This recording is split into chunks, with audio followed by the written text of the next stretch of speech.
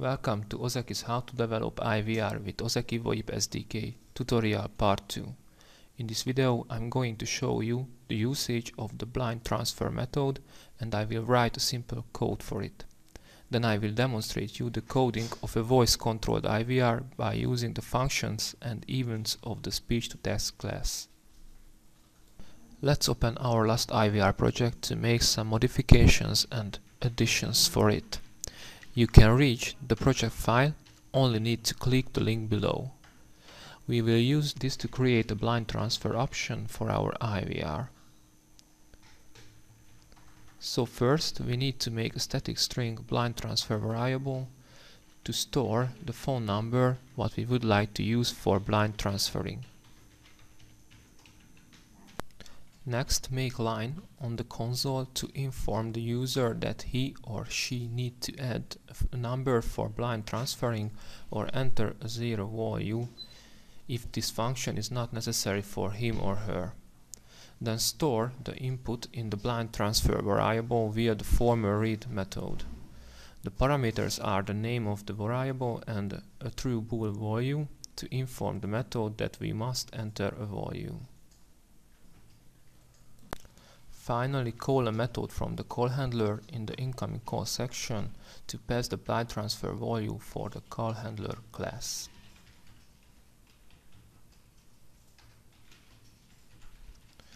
Name it blind transfer number, but this method doesn't exist yet, so we need to create it in the call handler class.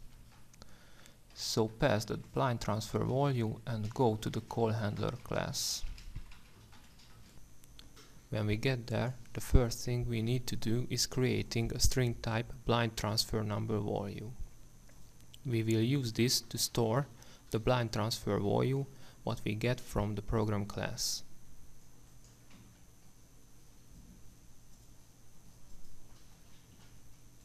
Then create the blind transfer number what we called in the incoming call part. In this method, set our blind transfer number. It will be equal with the parameter blind transfer value. It is important because now we can work with this value in this class. The only thing we left to do is adding a new case to our switch in the DTMF received method.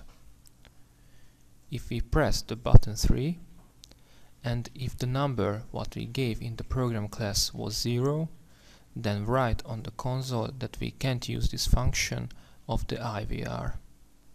Else, call the blind transfer method and give the blind transfer number value to it as a parameter.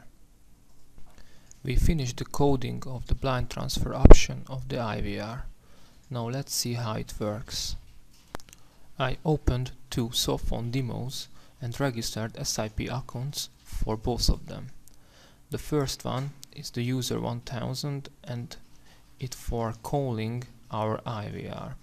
The second one has the number 1001 and it is for demonstrating the blind transfer option. In our application we need to add the number what we want to use at the blind transfer section. It will be 1001. Then give the information for the SIP account registration. I will use the value 100 for the authentication ID, username and display name for the password, and I'm going to choose the default values for domain host and port. You can see the registration succeeded, so let's call our IVR.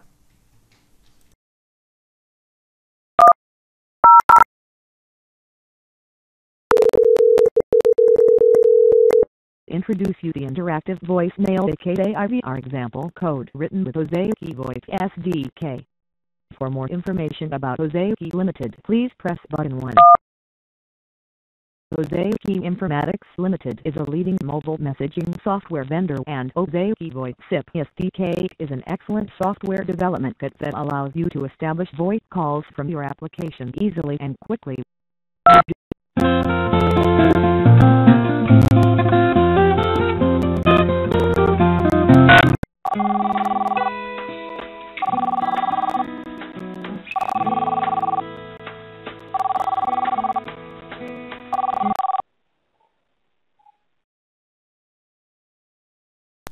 We finished the coding of the blind transferring part of this tutorial video.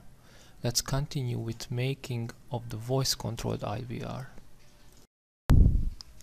Open again our basic IVR project because we are going to modify it again to make our voice-controlled IVR.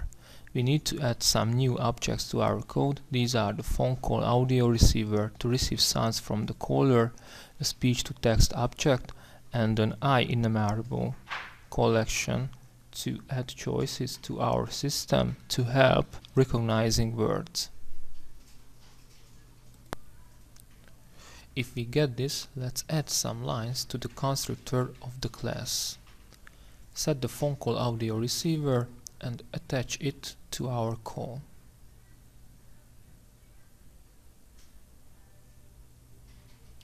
Then add the word options to the choices list. These are the words we want to be recognized by the system. These are the first and the second words.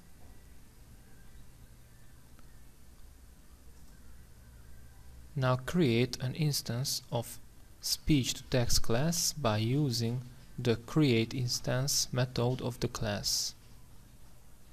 The parameter is a choices list.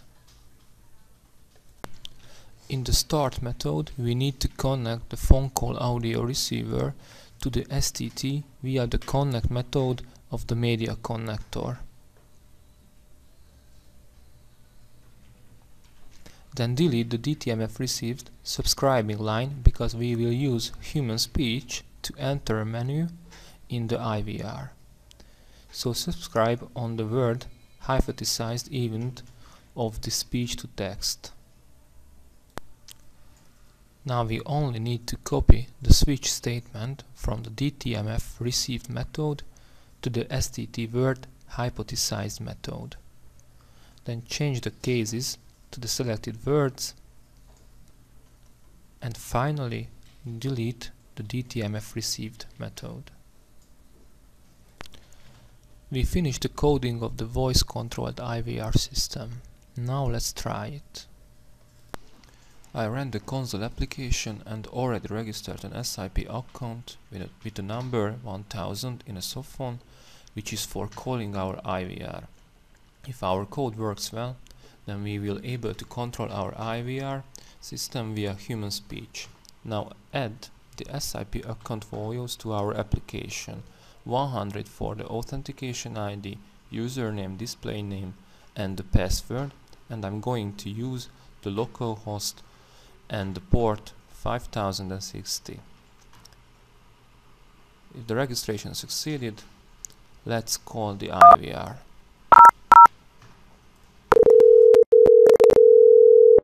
Introduce you the interactive voicemail aka IVR example code written with Ozeki VoIP SDK. For more information about Ozeki Limited, please say first clearly. By saying second, you can listen to sample MP3 file. First. Ozeki Informatics Limited is a leading mobile messaging software vendor, and Ozeki VoIP SIP SDK is an excellent software development kit that allows you to establish voice calls from your application easily and quickly. You do not need to have expert programming skills. With the most basic programming knowledge, you will be able to create extraordinary voice solutions with this tool. Second.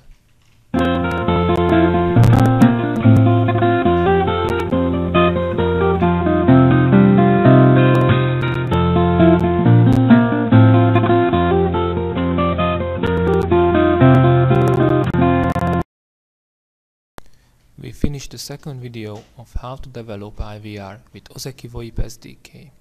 For more information, please visit www.voip-sip-sdk.com and you can contact us at info@voip-sip-sdk.com.